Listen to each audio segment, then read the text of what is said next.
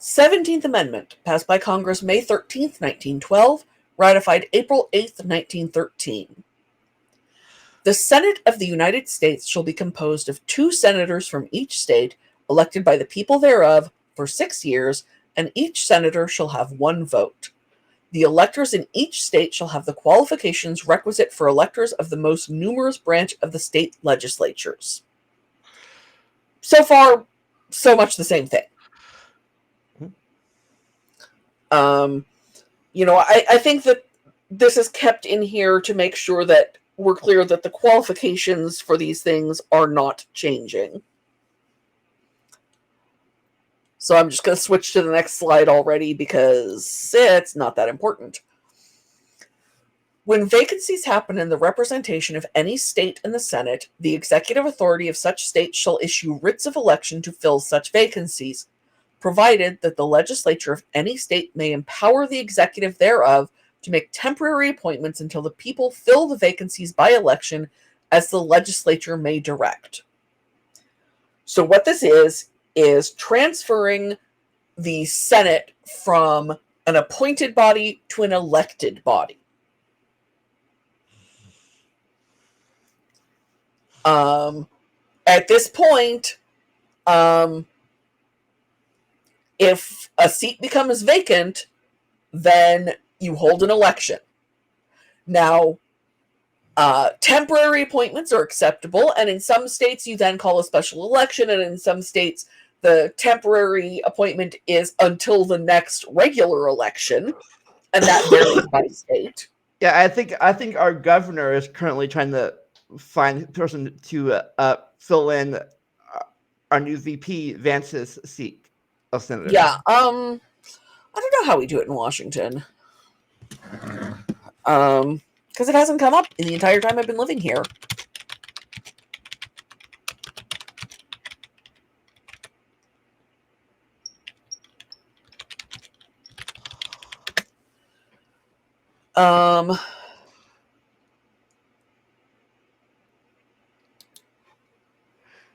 Vacancies and partisan election.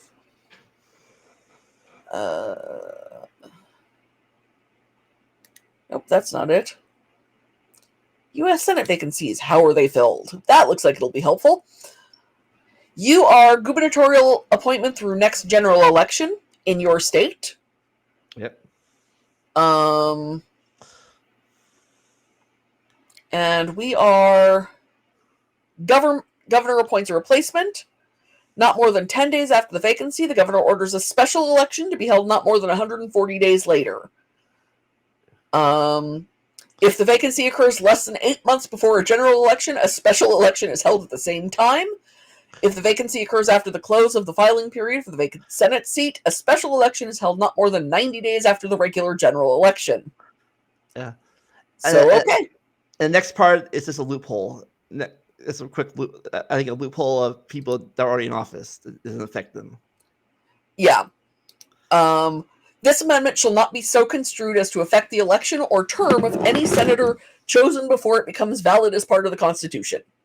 So if you're already in office, you get to fill out your. If you're already in office because you got appointed, that's fine. You run your term out. And I'm just going to double check real quick here. Did I forget a line again? There's a lot of conversation about whether not having primaries is a violation of current law. And it's actually argued that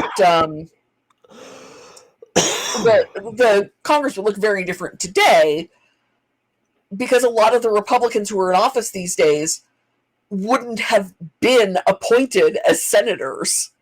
This amendment here is one of the reasons I wanted to do this in the first place, because before I started this, I there's a lot of channels out there about repelling the 17th Amendment to, quote, give more power back to the almighty states. Yeah. I think it's funny, however, is it's to even pass this, the states themselves had to give up their power to begin with. The state governments had to give up, had to ratify this amendment. So they're the ones that technically, said we don't want to do this anymore. Yeah, and the thing is I don't see why the states should have more power than the individuals in this case.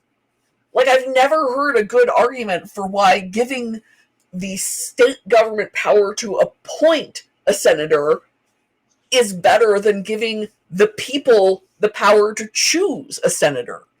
This isn't a conflict between state and federal. This is a conflict between state and individual. And so many of these people are all about individual rights, except apparently when it comes to senator, because the people might elect a senator they don't like. Yeah, but they're like, their thing is, they're still appointing the senators they want because it's this indirectly now. It's just, we elect the senator, we elect the state people, so that they do it for us. Cause it's still technically reduced to, they're still choosing it technically, because indirectly. Yeah, I don't think they want to overturn the electoral college, which is, appointing a president, but they want to give the state's power to, it's the electoral college and the judicial, the state legislative appointment of senators are both very much the same elitist, we can't let the people choose situation. Yeah, because again, we're going back to the time the Senate was the House of Lords. Yeah.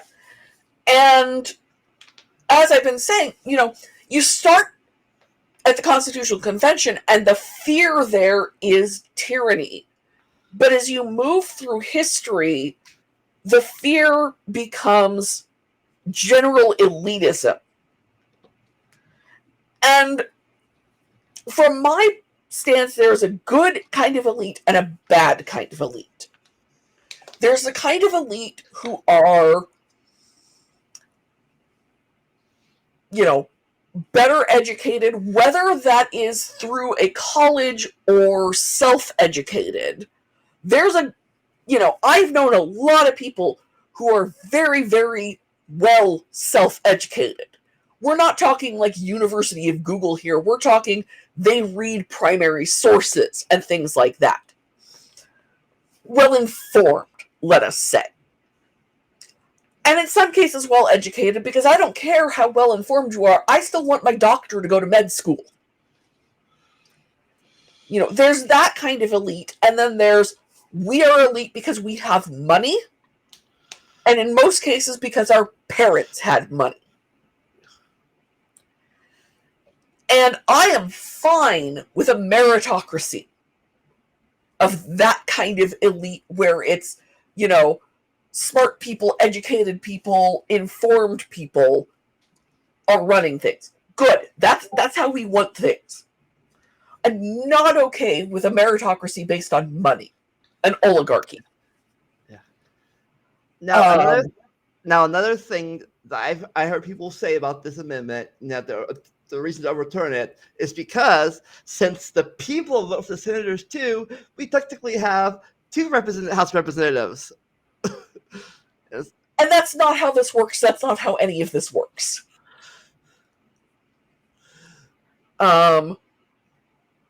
It is still chosen by the entire state.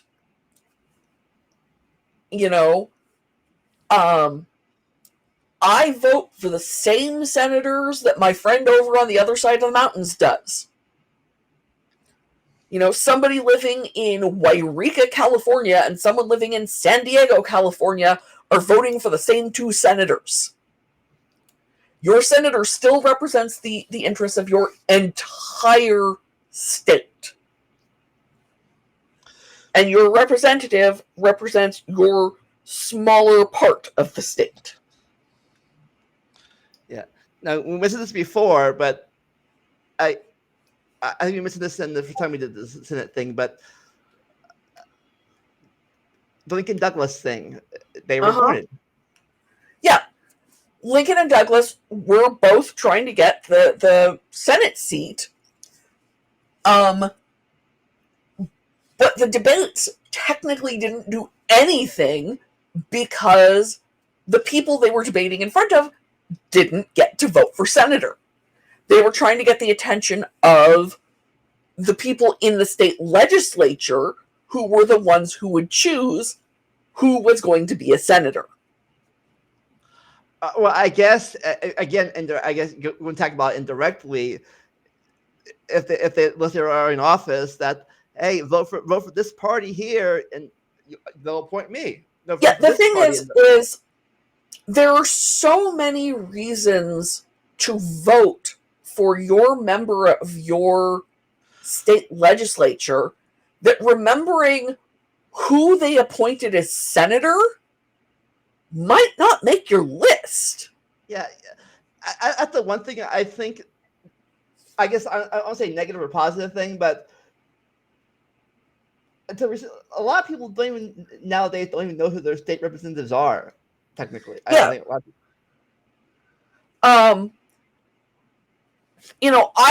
I have to admit that I always have to look up who my my representative to my state legislature is, because I happen to know that my state legislature is going to pass laws pretty much the way I like them, so it's not something I really have to worry about very much.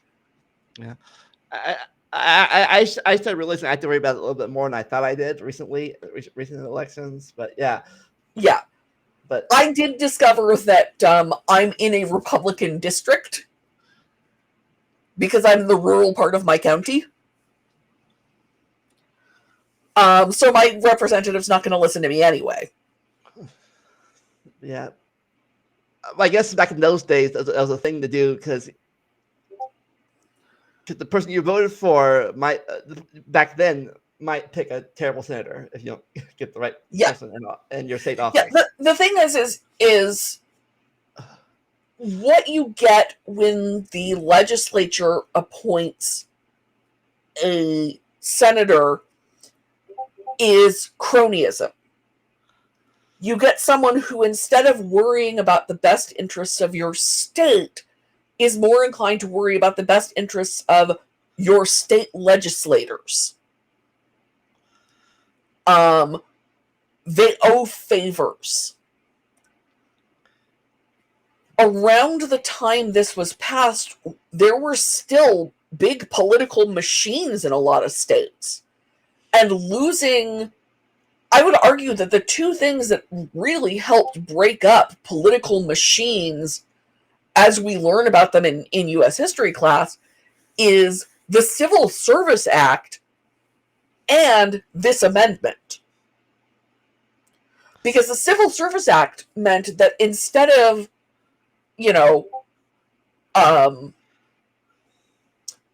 postal authorities and, all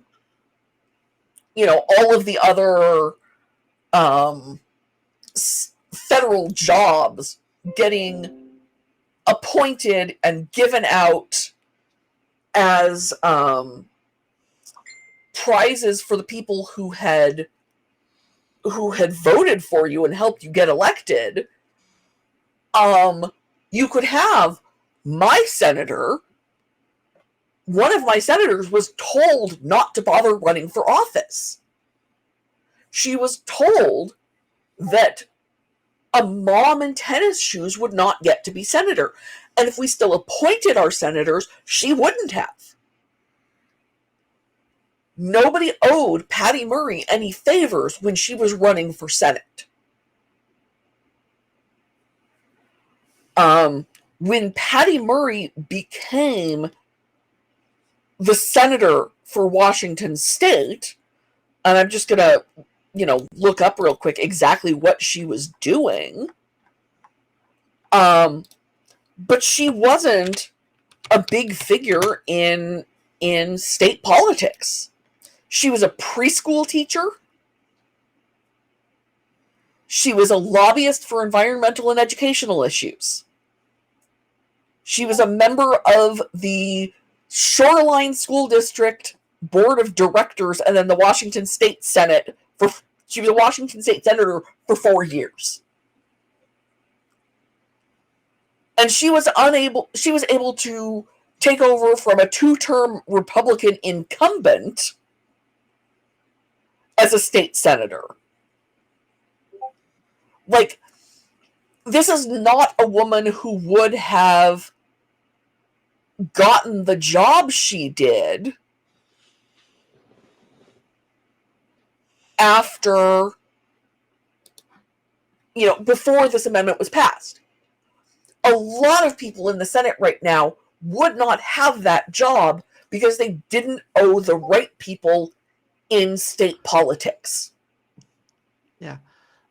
Like I said, again, the states themselves agreed. You have to have the state legislators to pass them in the first place. So they willingly said, we don't want to do this anymore. Yeah, this is, honestly, this decreases corruption.